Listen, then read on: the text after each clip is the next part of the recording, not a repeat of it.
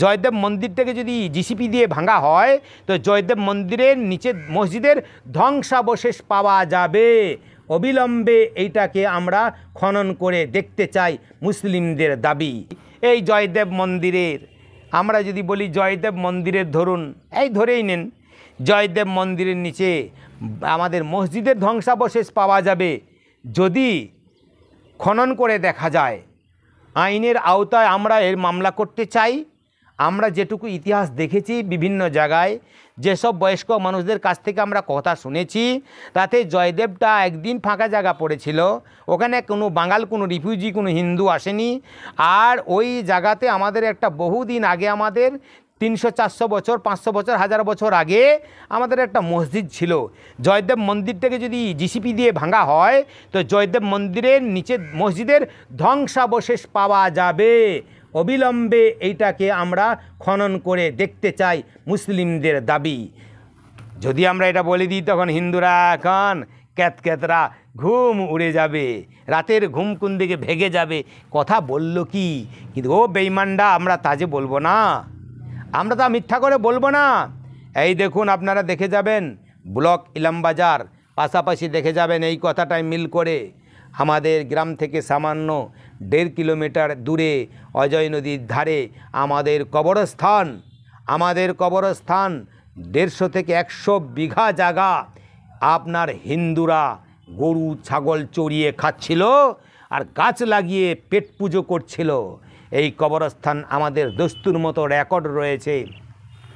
এই কবরস্থান আমরা জানতে পেরে কবরস্থান দেখলাম, কবরস্থান বুঝলাম আমাদের কবরস্থান, কিন্তু ওই কবরস্থানের ওপর আপনার সকল জাতি, হিন্দু মুসলিম সবাই ব্যবহার করছে আর গরু চড়াচ্ছে।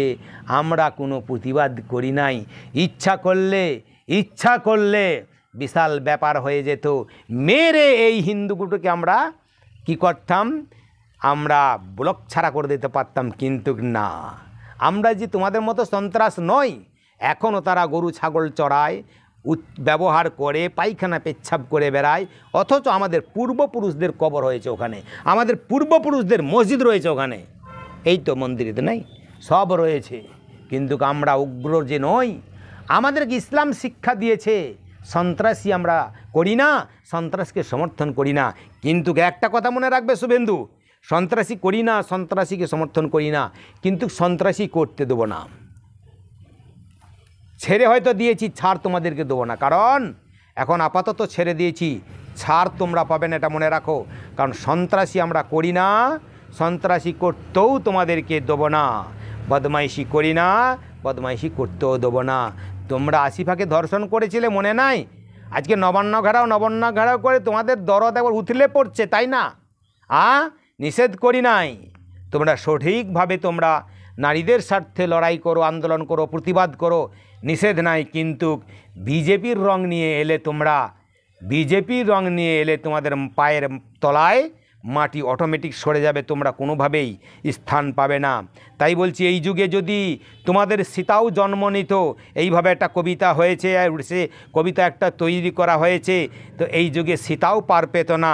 শুনুন কবিতাটা, বিজেপির লোকেরা, আরএসএস লোকেরা, কবিতাটা একবার মন দিয়ে শুনুন, তোমাদেরকে কবিতাটা শোনাই, আর এই কবিতাটা শুনে একটু জ্ঞান নাও।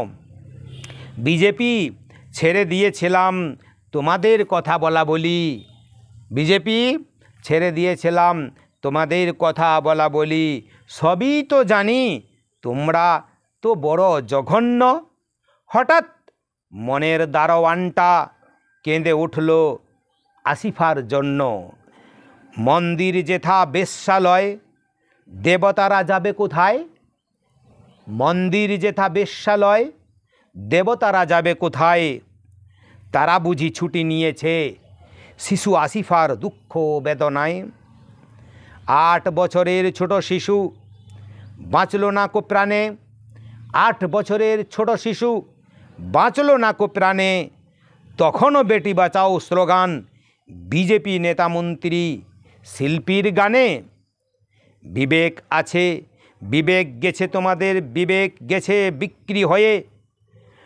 মানুষ এখন পশু, নইলে কি ধর্ষণ হয়? ওই 8 বছরের শিশু ধর্ম নিয়ে খেলছে মানুষ, ধর্ম নিয়ে খেলছে মানুষ, জয় শ্রীরাম বলে সীতাও আজ ধর্ষিত হতো এই যুগে জন্ম নিলে। তাই বলছি বিজেপি তোমরা সাবধান হয়ে যাও, লুকোচুরি খেলা খেলবে না। কোন হাসপাতালে লুকোচুরি খেলা হয় না বলতে পারবেন? যেদিনকে মৌমিতা দেবনাথ ধর্ষণ হলো তার দুদিন পরেই সিবিআই, তোমাদের সিবিআই, তাদের হাতে দিয়ে দেওয়া হলো দায়িত্ব। আজও পর্যন্ত এখনও আসল যারা মূল আসামি তাদেরকে বের করা, মানে এখনও পর্যন্ত আনা হলো না, তাদেরকে আইনের আওতায় আনা হলো, গ্রেপ্তার করা হলো না।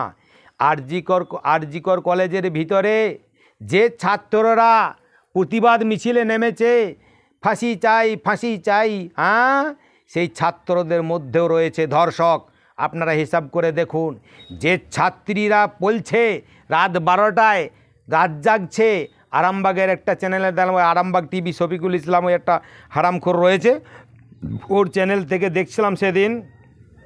তো একটা মহিলা বলছে আমরা রাত 12টায় বেরোতে পারি না, আমাদের কোনো স্বাধীনতা নাই। তোমাদেরকে নিষেধ করেছে কে? তোমরা রাত 12টায় বেরো?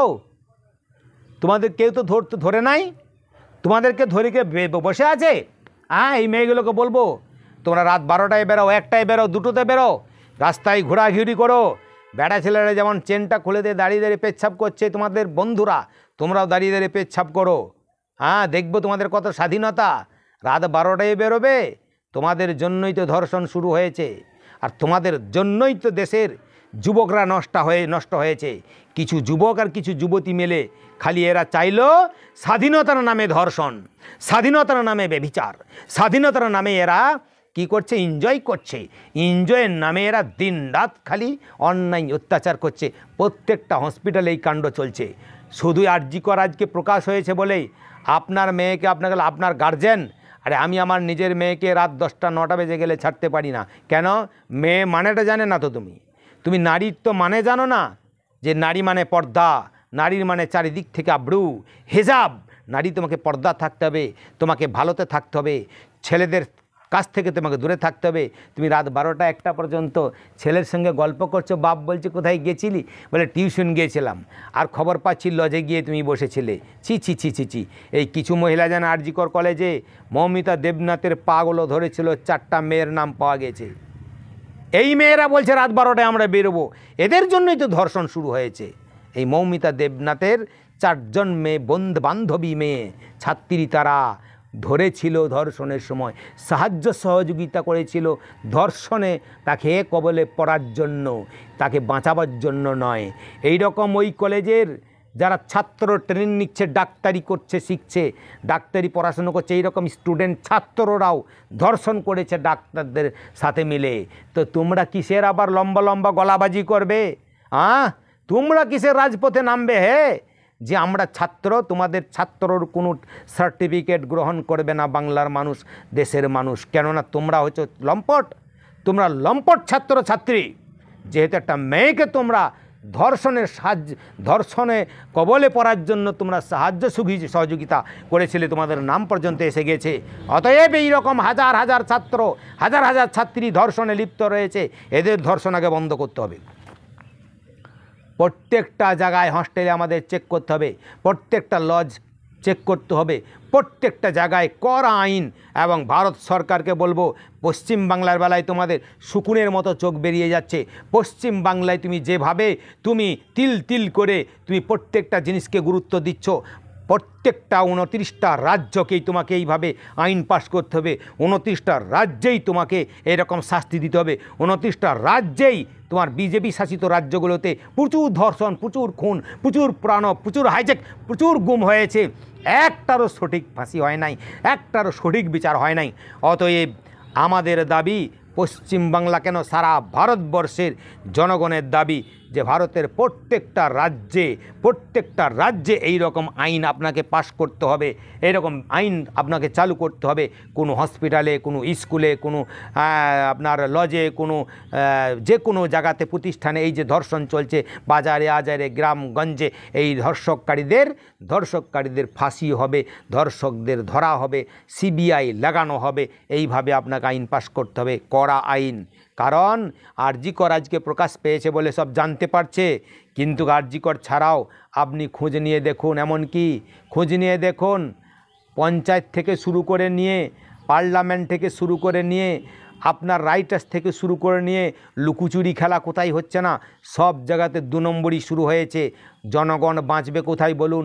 পঞ্চায়েতে গিয়েও সেখানে 2 নম্বরই, রাইটার্সে যাচ্ছি সেখানেও 2 নম্বরই, ব্লকে যাচ্ছি সেখানেও লুকোচুরি 2 নম্বরই, এসডিও অফিসে যাচ্ছি সেখানেও 2 নম্বরই, ডিএম অফিসে যাচ্ছি সেখানেও 2 নম্বরই, তারপর আপনার পার্লামেন্টে যাচ্ছি সেখানেও 2 নম্বরই, আইসিডিএসে যাচ্ছি সেখানে লুকোচুরি, প্রাইমারি স্কুলেও লুকোচুরি, হাই স্কুলেও লুকোচুরি, কলেজেও লুকোচুরি, ইউনিভার্সিটিতেও লুকোচুরি হচ্ছে না কোথায়?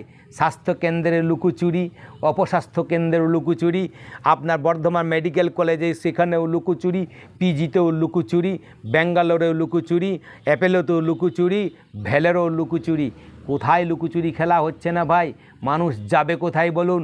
শহরে যাচ্ছে বিচার নাই, সেখানেও লুকোচুরি, গ্রামগঞ্জেও লুকোচুরি, তারপর আপনার যদি পাড়াতে আসছেন পাড়াতেও লুকোচুরি খেলা, বাড়িতেও লুকোচুরি খেলা, আপনার পার্লামেন্টের সংসদে সেখানেও লুকোচুরি খেলা চলছে। সত্য কথা যদি বলতে যায় কেউ, তাকে গ্রেপ্তার করে দেবেন সঙ্গে সঙ্গে। যেখানে হক কথা বলা চলবে না, সত্য কথা বলা চলবে না, সত্য কথা যেই বলতে গেছে তাদেরই গলা টিপে আপনারা ধরেছেন। কোথায় প্রতিবাদ হবে? আসিফার জন্য যদি কেউ প্রতিবাদ করতে গিয়েছে, গলা টিপে দিয়েছেন। সুফিয়ার জন্য প্রতিবাদ হয়েছে,